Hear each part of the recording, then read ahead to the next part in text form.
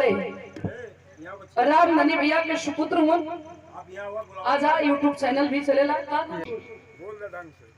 और हमारे भैया के सम्मान आप करत हो।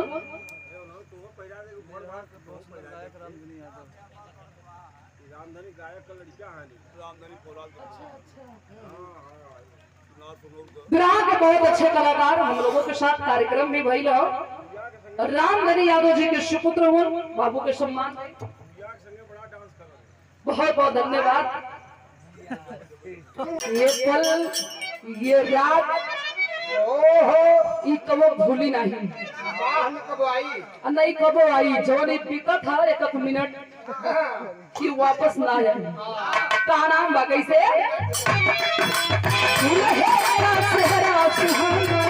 लगता है